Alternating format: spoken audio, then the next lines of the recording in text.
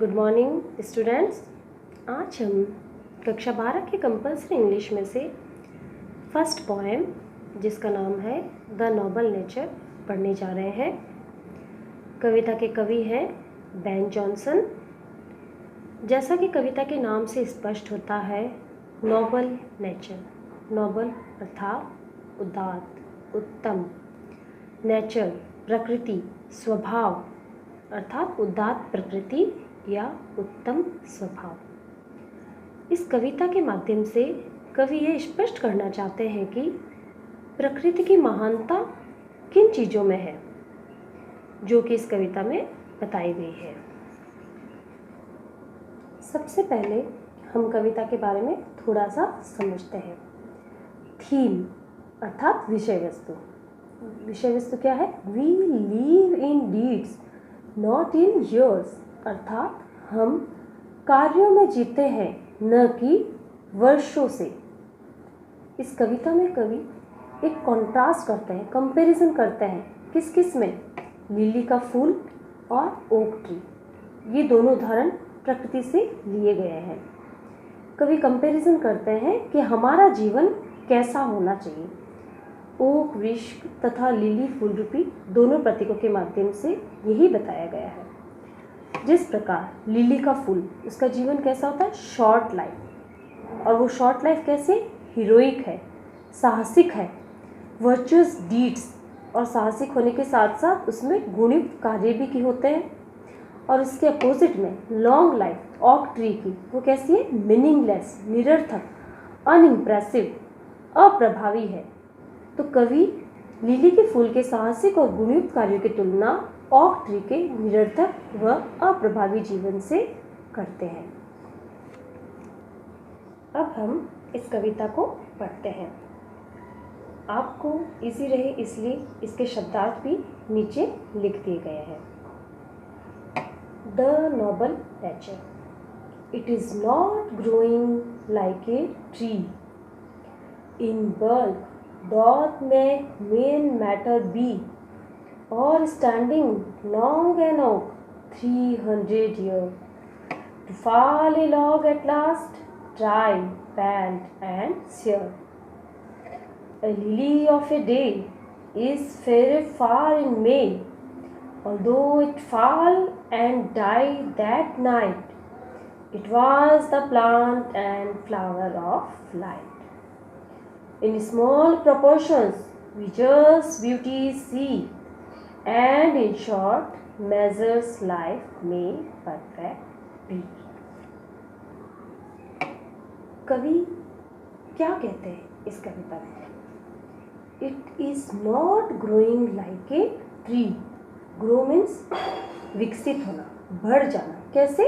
Like a tree, पेड़ की तरह। अर्थात कवि कहते हैं एक आदमी का पेड़ की तरफ बड़ा हो जाना आकार में या बढ़ जाना। कैसा? इन बल्क, बल्क अर्थात बड़ा आकार। Dot make man better be, better महान, बेटर नहीं बना देता। अगर एक आदमी पेड़ की तरह बड़ा हो जाने से, 100 साल तक जीने से, चाहे बॉडी हेल्थी हो, तो वो बेटर नहीं बन जाता, महान नहीं बन जाता। ऐसा नहीं है कि पेड़ की तरह बड़ा हो जाने से आदमी बड़ा हो जाता है या आदमी महान हो जाता है।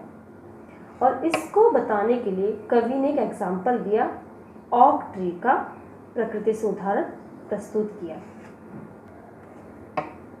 और standing long an oak 300 year, या फिर खड़े रहना ओक के पेड़ की तरह 300 ईयर, 300 साल तक।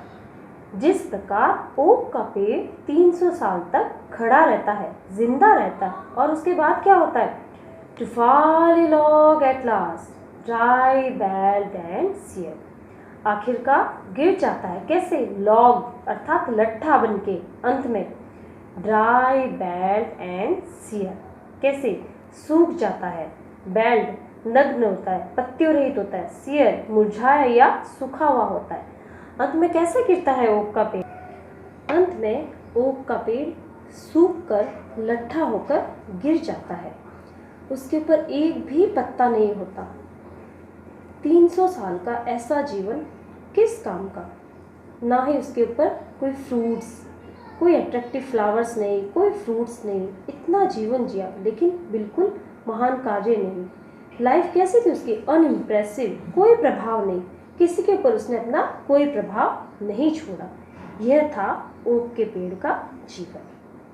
अब कवि एक और उदाहरण लेते हैं और उससे तुलना करके बताते हैं कि ये तो था ओक का जीवन जो कि निरर्थक था, वास्तव में इंसान का जीवन कैसा होना चाहिए, हमारी लाइफ कैसी होनी चाहिए।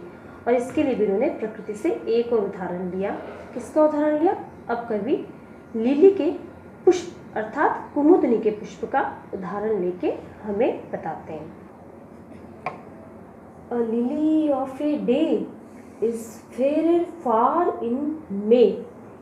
ए लिली कुमुदनी का पुष्प जो कब होता है, एक दिन का होता है, और ये कब होता है, मई के महीने में। Is fairer far in May, fairer far in May. Lily का फूल कितना, एक दिन का जीवन होता है, लेकिन ये फेरर बहुत अधिक सुंदर होता है। मई के महीने में बहुत अधिक सुंदर फूल खिलता है। ऑल्दो यद्यपि इट फॉल गिर जाता है, एंड डाई मर जाता है, दैट नाइट उसी रात को उसका जीवन समाप्त हो जाता है। इट वॉज अ प्लांट, ये एक ऐसा पौधा है, एंड फ्लावर और ऐसा फूल है किसका, ऑफ लाइट का, प्रकाश का, और हैप्पीनेस का, प्रसन्नता का, जो कि हमें प्रसन्नता देता है। In small proportions we just beauty see, and in short measures life may perfect be। अब इस कविता का सार बताया जा रहा है। ऑक का एग्जाम्पल और लिली का एग्जाम्पल दे दिया, दोनों के लॉन्ग लाइफ स्पैन और शॉर्ट लाइफ स्पैन के बारे में बता दिया गया है। अब कवि ये स्पष्ट करना चाह रहे हैं, इन स्मॉल प्रपोर्शंस की छोटी छोटी प्रपोर्शंस अर्थात अनुपात में, वी जस्ट ब्यूटी सी, हम सुंदरता को देख सकते हैं, अर्थात हम छोटी छोटी चीज़ों में सुंदरता देखते हैं। उसके लिए ऑक के ट्री की तरह बड़ा होना बिल्कुल ज़रूरी नहीं है। एंड इन शॉर्ट मेजर्स, और इस प्रकार शॉर्ट मेजर्स लाइफ में परफेक्ट बी, छोटे से मेजर्स अवधि में, छोटे समय में, कम समय में लाइफ में परफेक्ट भी, हमारा जीवन कैसा हो सकता है, परफेक्ट हो सकता है, पूर्ण हो सकता है। अर्थात छोटी जिंदगी में भी छोटे काम करके भी लिली के फूल की तरह हमारा जीवन प्रसन्नचित हो सकता है, पूर्ण हो सकता है। कोई ज़रूरी नहीं कि 100 साल जिया जाए या ओक के पेड़ की तरह 300 साल जिया जाए, या स्ट्रांग होना, ऐसा कोई ज़रूरी नहीं है। छोटी लाइफ में भी हम परफेक्ट बन सकते हैं।